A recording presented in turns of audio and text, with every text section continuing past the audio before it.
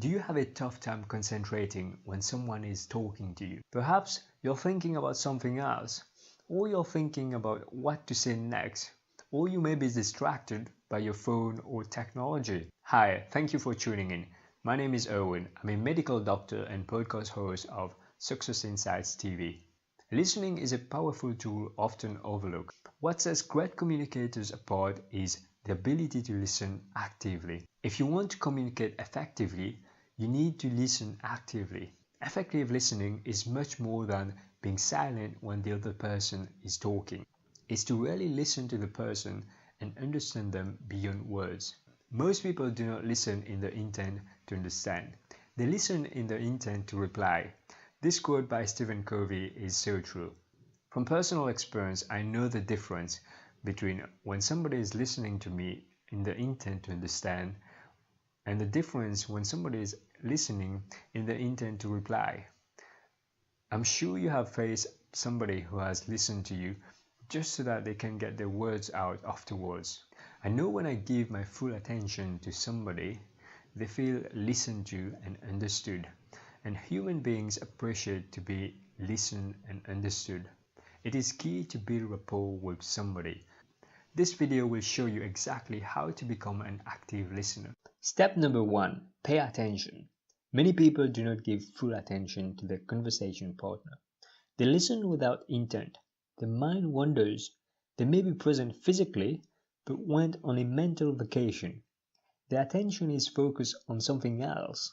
This is something that happens to everyone. I'm sure you have experienced this.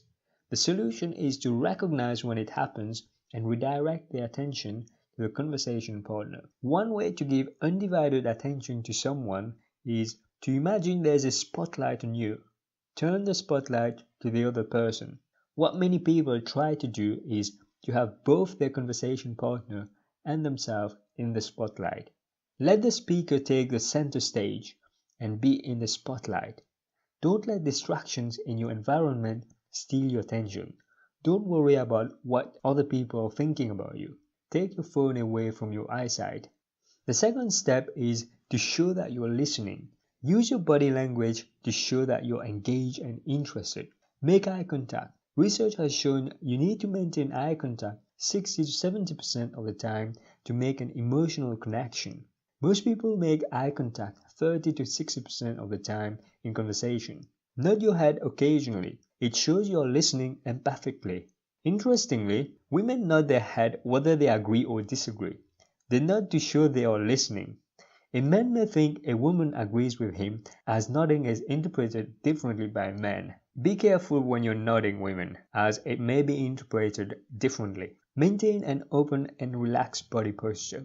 Ideally, you want to orient your chest facing your speaker. It communicates you're open to listen. People will reveal more to listeners facing towards them. Your facial expression shows your conversation partner your emotional response to their message. If they express something positive, smile. The third step is to reflect and ask questions. You may want to encourage the speaker to elaborate on his thoughts or feelings to make sure you understand. One way to do that is to reflect on what the speaker says. What I hear you saying is XYZ. Sounds like you're saying XYZ. It's human nature to let our judgment and assumption distort what we hear. Instead, ask questions to clarify what the other person means. When you say XYZ, do you mean XYZ? The fourth step is to defer judgment. You want to understand the other person's perspective and have a full understanding of the message even if you disagree with it. Interrupting someone is frustrating. Avoid interrupting with counter-arguments or asking questions while the speaker makes his point. Allow the person to finish each point before asking questions. Finally, listening is not about giving advice.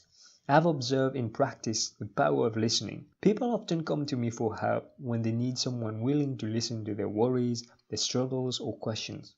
At the end of the conversation, they feel relieved simply by being heard, listened, and understood. If I started to give advice without taking time to listen and help the other person explore their thoughts and feelings, my efforts would be counterproductive. So be careful when you're listening to somebody to avoid giving advice. Most people would not take your advice on board if they don't feel they have been listened to. So it's important that you listen to the person. If you feel you can give advice, then you may be able to give advice at the end.